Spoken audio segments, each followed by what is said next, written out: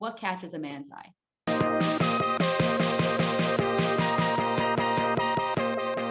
This is Hebrew Hits presented by jtriberadio.com.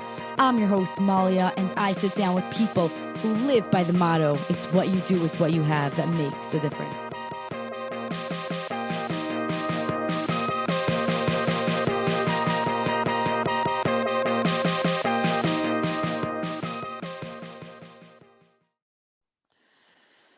So I think every man is different.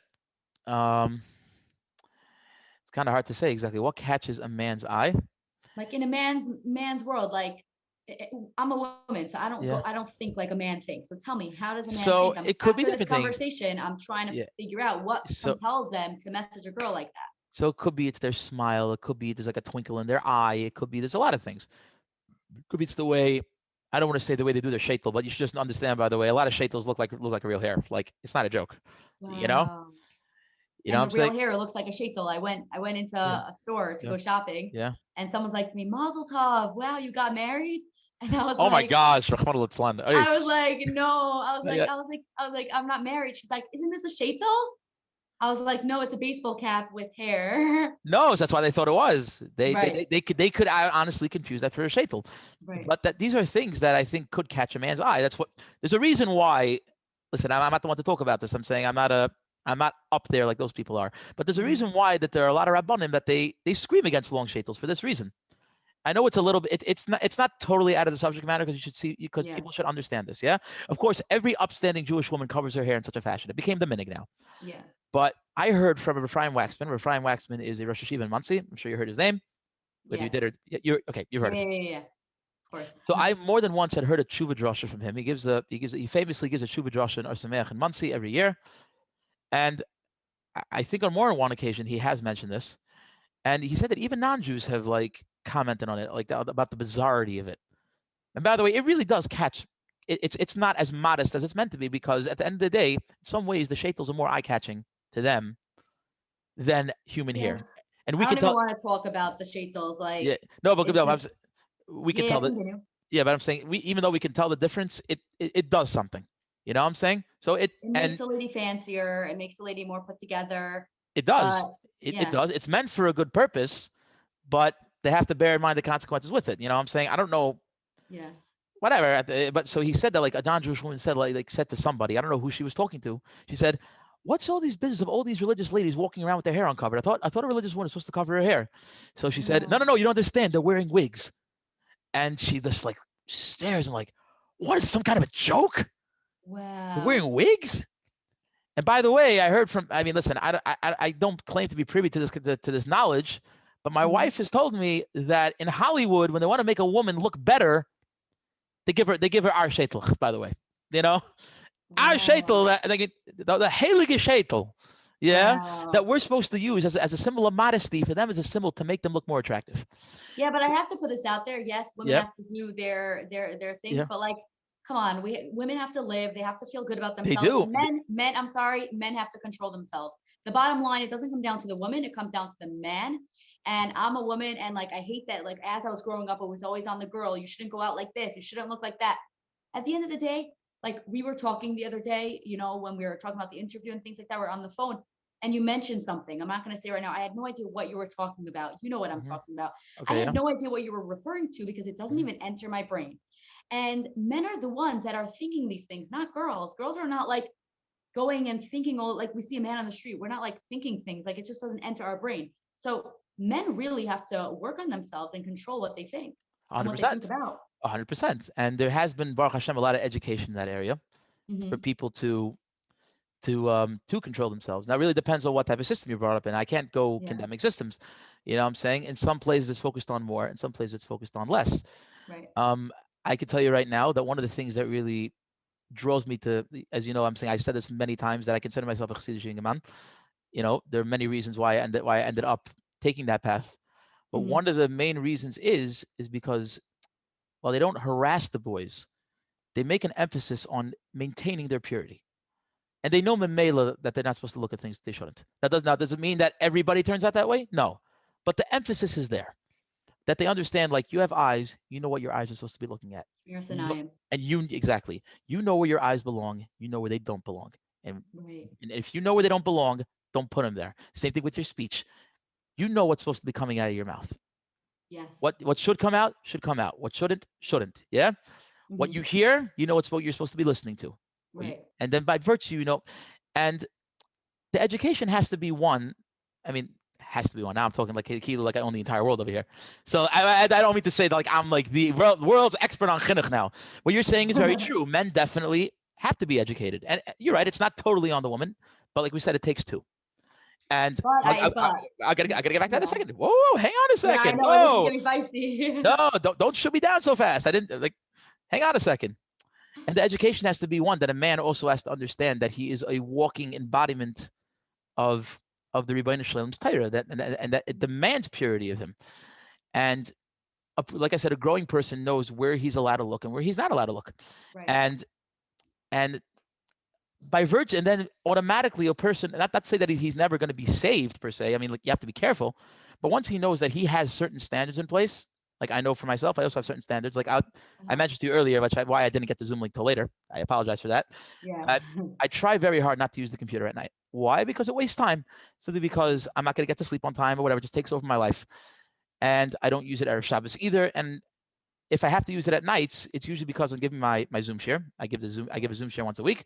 And on Motzei Shabbos, when I couldn't catch up on work before, I don't do it before taking care of certain things. I have certain Zmiris that I say, Motzei Shabbos, and then I do it. That's called a gather and a siog. It's basically a fence to say, to kind of like keep yourself in check.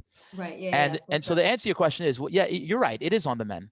And what's on the men is to actually make a fence. And to make that fence is that they have to know what it is. They have to know exactly what it is that what exactly their eyes are. Their eyes are. Their eyes are a very, very important part of the body. Like the eyes are like, I don't remember who I heard this from. Right? Bender, Rosh Hashiva quoted this from somebody. I think it was Don Segel. I don't remember who it was. But the eyes are kind of like the window into the neshama. And the eyes are basically everything you take in, like, goes in, and it makes an impression. Yeah. And the emphasis, I think, that's made mostly to men, at least by God-fearing Jews, is that what you see is going to have an impression on you. And you have to be careful where you put your eyes, because otherwise that impression is going to do things. That's why we try to keep our eyes in Svarim. We try to not stare too long at certain pictures, if we don't have to, et cetera, et cetera. And that's really what it boils down to. Now, most people, before you get to your, I know you're waiting to like come back at me. I'm waiting. I'm like, I need to see this. Yeah. Now, someone is probably going to come to me and say, well, Moshe Ney, why are you having this long conversation with a girl on a podcast? So, that's true. But when it comes time for a purpose to actually talk to a woman, everybody knows that you have to talk with what's necessary. And right now it's necessary for us to have this conversation, bring it out to the rest of the world. Yes. And you're just simply being the conduit for me to bring that out, And I'm not just talking to you, I'm talking to a lot of people. So of course, people should just know, I don't sit down to talk with her every day. Like, we're not sitting and we're not having a conversation like on a regular basis. Honestly speaking, the realm of this conversation is one which is meant for business. And that's what we're talking about, because that's her job is to do a podcast, and my job is to be her interviewee. Yes. And so this is not in the realm of our Isha. Anything out of that is going to be a little bit problematic. Right. And that's why we don't have that much time left, because we only, on that topic. But I do want to say that, yes, a lot of times it falls on the woman. Like, I was always told, oh, the woman gets the Avera. In Shemayim, if you dress like that, the woman gets the Avera. The woman gets the Avera. However tznius I was, no matter how, like, from I looked, skirt below the knee, everything, the woman gets the Avera. Now, where does it come to men taking, like, they have to take control of their act? Like, really, like, there are consequences. You do things wrong, don't blame it on the woman. Like, did Adam blame it on Chava, or is it the opposite? Adam blamed it on Chava, who blamed it on the Nachash. Yeah. Right. So I'm saying, like, a woman is allowed to dress. Yes, she should be modest, but however she wants to dress in the realm of being tznius. Like, how tznius do you want someone to be? Completely cover everything that you can't, like burqa ladies. Like, I'm really sorry. No. So let me just comment for a second. The burqa ladies are actually more prust than all the girls who dress prust, by the way, because they draw more attention to themselves. That's actually, really? Yeah. There's nothing more. There's nothing more that there's nothing that it doesn't matter. It's not a matter of what you see. It's a matter of how much attention you draw to yourself. That's probably where the message wasn't getting across. which is probably why the girls get so frustrated. Yeah, we get like, you see how heated I am? Because I was always told when I was brought up, Right. like, Yeah. oh, you have long hair. Oh, you don't wear your hair in a pony. Oh, you this, you that. And it's very frustrating to me because I'm like, men are just like, some men could be disgusting and inappropriate. So you're going to blame the woman No, so you're on the right. man's actions? Like, I don't appreciate that. Like, don't blame the woman. You're right. And there are a lot of men, unfortunately, who are inappropriate, like we just discussed. Yeah, We did. exactly. Yeah, there are. But at the same time, like the Nakuda of Tznius is sensitivity. And it's not just about, it's not a matter of how much you cover. Like I said before, it's not necessarily about the rules. It's about the inherent message within Tznius, Mm. which is, like we said, to bring out an inherent value within yourself while not drawing too much attention to other features. If that's the right way to say it, I'm saying, because like I myself didn't necessarily like study the sugya so much. Yeah, like a But friend of mine was told her hair is not tznius because it's red. And I'm like, okay, that's Hashem ridiculous. gave her Okay, that hair. Like Hashem no, gave no, it to her. no, Like, no, she's no, no. gonna So keep that's it. ridiculous. You can't control a person's hair color. Some girls are going to be red. Some girls, some are going to be blonde. Right. Some are going to have black hair, whatever. You can't control. It's not a matter of hair color, but the conduct does make a difference. It really does. Yeah. I mean, and listen, I can't, again, I can't talk about the rules, or I can't talk about the halachas because they're just too vast and it's beyond the scope of this conversation.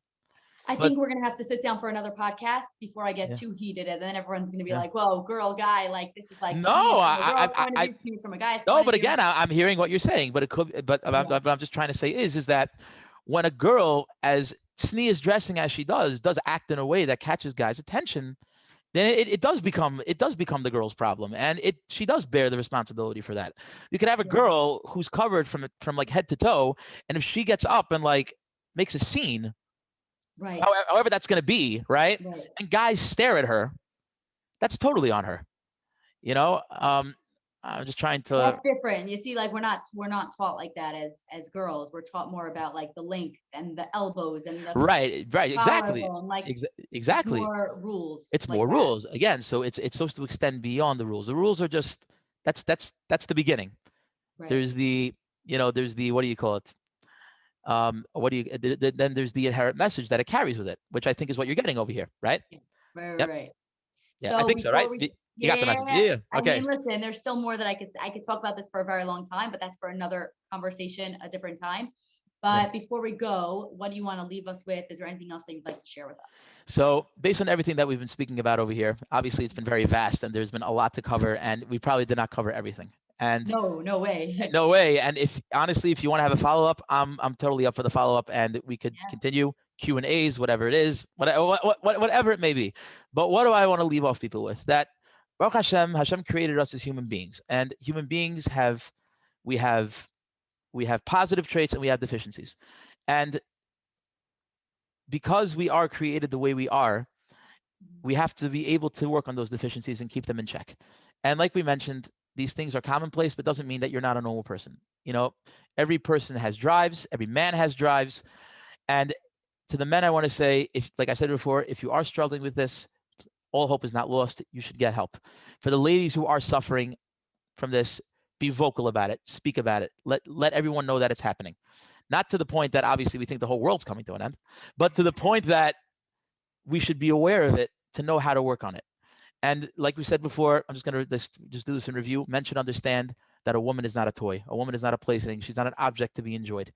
A woman is a human being that carries an inherent value with her that she is bringing to the world, and she should be treated as such. The same way that you men also want to be treated well for the value that you bring. You don't want to be treated as an object, at least not in that sense, but at least you wouldn't like if somebody used you as their personal punching bag. The same thing you shouldn't do to a lady as well. And overall, I think if we're all looking to work on ourselves, then we'll actually be that rose among the thorns and make that ultimate Kiddush Hashem, which everybody's going to marvel at. Thank you so much for being here. I really appreciate you taking the time and having this conversation. It's not an easy conversation to have, especially from a girl who's been on LinkedIn and I've been dealing with these types of messages, for some time. And it's not so easy. I've had to block a lot of men that you've told me, block that person. So it definitely has not been easy, but I'm happy that we're sitting down, bringing attention to this because it is something that needs to be known. So I really appreciate it. Thank you so much for taking your time today. Thank you so much for having me. It was honestly, it was a real honor to be here and to be able to actually discuss this very important topic. And I hope that our discussion honestly has brought a very sincere awareness to the topic that now we can kind of like keep it in check and hope not to revisit it. But like we said, there's a lot more on this topic to discuss. And you never know, we could be discussing it again in the near future sometime. But everyone should just stay tuned and just like keep their eyes and ears open for the next Hebrew Hits podcast, next episode. Yeah, but also like men out there, I'm a woman. Like, please, before you send a message to a lady, a girl, a female, whatever you want to call us, please think about, is this something that I would want my wife seeing me sending? Oh, that's something I totally forgot to talk about, by the way. Yeah. Oh, yes, or what? Oh my gosh, no. That what you just mentioned, yes. Especially for married men, if your wife would not appreciate this, definitely do not do it. If you wouldn't do it in front of your wife, don't do it. Don't do it not in front of your wife. Exactly. And think long and hard before you send this girl a message, because she is definitely going to fight back. And she's going to tell other girls to fight back also. So then it's just going to be a lost cause. Exactly. And once I'm a woman, and once I find out a guy is married, that is when I go, like, you don't want to mess with me, because I go to rabbis, I go to people like Moshe Ney. Should I say rabbi? What should I call I'm not really, call me whatever you want, Mr. Ney, Rabbi Ney, whatever you want. And I'm saying, like, the guy, know that, whatever. Yeah, there are people out there that deal with these things that we don't keep silent. I know that there are other girls that speak about this, but again, yeah, if you have a wife, and let's say you're watching girls online on LinkedIn, sending girls messages, if you do not want your wife going through your phone and seeing what you have that is on your screen, that is the wrong thing, and you should not be doing that. And I'm not trying to yell at you or be like lowering who you are. I'm just saying from a girl's perspective to value us and respect us as human beings. Well, you just listened to the 47th episode of Hebrew Hits. Thank you so much for tuning in. Please hit that subscribe button right now on YouTube. Hit that button right now. Let's go. Hit like, share, comment. Whatever comments you have regarding this episode, leave in the comment section below. I will be answering any questions. And Mr. Ney, if people want to get in contact with you, how can they contact you? So they can reach me through LinkedIn, and all of my contact details are there. And if they want to reach out to me via email, I'm not going to give that out here on the podcast, but if they feel the need to reach out to me directly and they don't have LinkedIn, you have my email address. You can only give it out based on their request. And I'd be more than happy to answer any questions, criticisms, etc. All the Chil Hashem people are more than welcome to come bash me over the head. I have plenty to say on the matter. You're not going to get me on this. One thing I can say, by the way, if any guy who tells you, which has happened to me, that you're making a Chil Hashem, go ask a Rav, etc., two things you know about them: that they don't know what a Chil Hashem is, and they don't have a Rav. And they definitely should go get one. Wow, that's good to hear. Yeah. And like I said, listen, I there is a lot, like we said over here, you and I, like I said, you said, there's definitely a lot more in this conversation to talk about, and we could take it all. We could take it off of this podcast, and like I said, I am more than happy to answer any such questions, and like I'm open to criticism, and I'm more than open to have this discussion. I don't know. Listen, I don't know why I'm bracing for the worst over here. Like we said, it's a positive conversation to have. It's a positive conversation, but people are very sensitive. Like the men that are doing this are going to be defensive and be like, it's not wrong. It's just over the internet. It's not wrong. Oh, another thing. If you have children and you don't want your children seeing what you're doing, oh, for sure, phone, then you're doing something wrong as well. I'm just saying, respect somebody else. I think that it's going to get a lot of positive feedback, that people are going to say, wow, I can't believe you're actually bringing up this topic, talking about it online. It's a very, very positive. It's a very, very positive thing to talk about. We're trying to, enlighten women, enlighten men, that the way to conduct yourself online, and conduct yourselves online. And I think it's a very important thing. But again, leave your comments in the comment section below. We'll be back next week, same time, same place. Again, thank you so much for being here. I appreciate you watching this today, and we'll be back. Bye.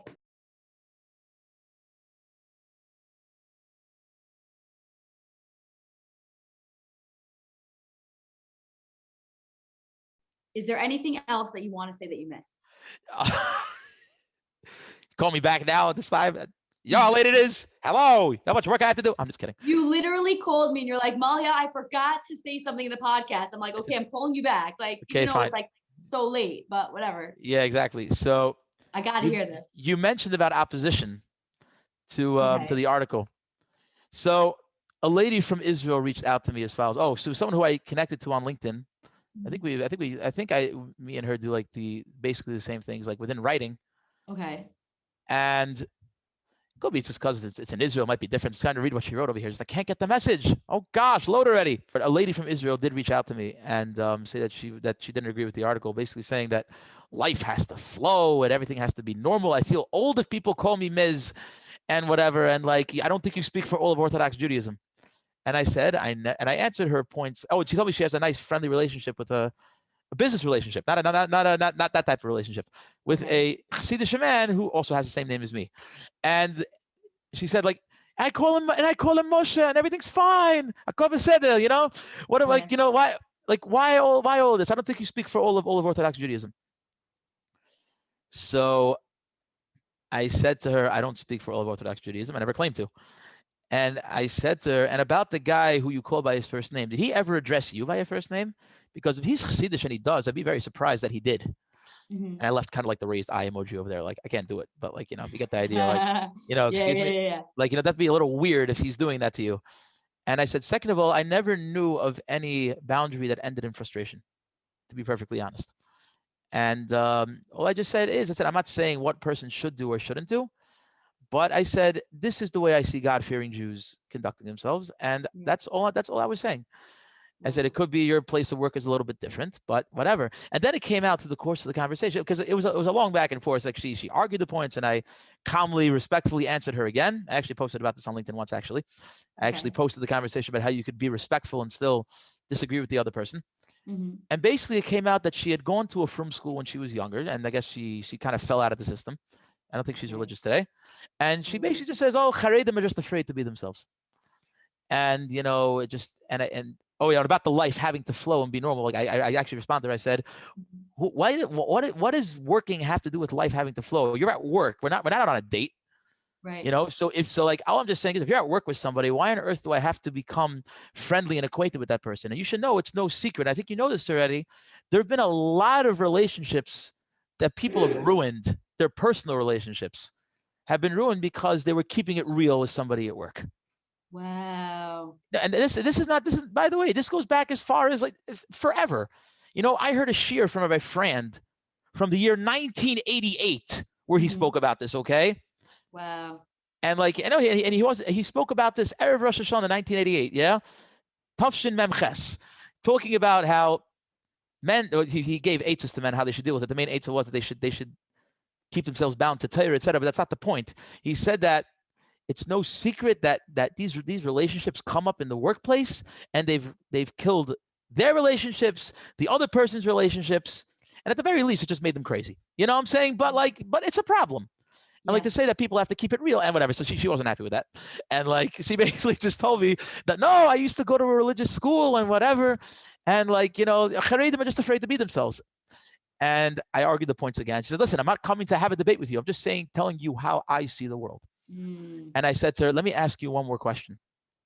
And this is obviously a question that people have to ask themselves all the time, especially when it comes to these things, because they kind of think they have everything worked out.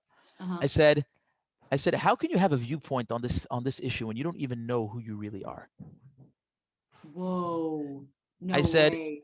Yeah. I said, maybe you do, and I'm just maybe reading you wrong, but for a person to have a clear viewpoint of something, they have to know who they are first. I said, we're not afraid to be ourselves.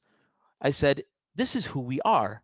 We, as Charedim, if that's the word you want to use over there, as people who fear the word of Hashem, are people who are looking to maintain the purity that we have and not lose it because of some spur of the moment enjoyment that we could otherwise enjoy, but we hold ourselves back. We're not looking to lose that.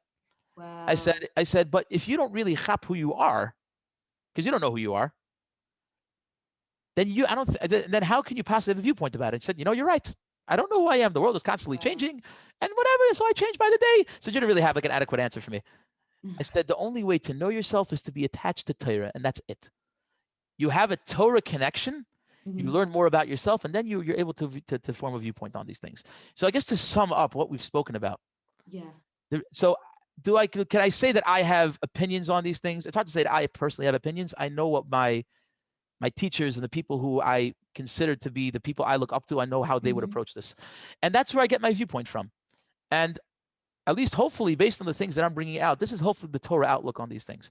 That a person has to realize that, yes, men are men, women are women. Mhm. And because we are who we are susceptible to certain things, and we have to be careful. And the Torah wants us to be careful. And if we raise that awareness to be careful enough, then we could avoid all of these problems. And we avoid all of these problems, we'll have a much nice, happy, and healthier and functioning society. Wow. Thank you so much for calling me back. And let's like adding this to the podcast because it definitely added value. Definitely. Okay. But Thanks a now lot. I really got to go. But thank you so much. All right. Fine. You run. Take care. Okay, awesome. Thank you so much. Bye-bye. You're welcome. It's Bye-bye. been a pleasure.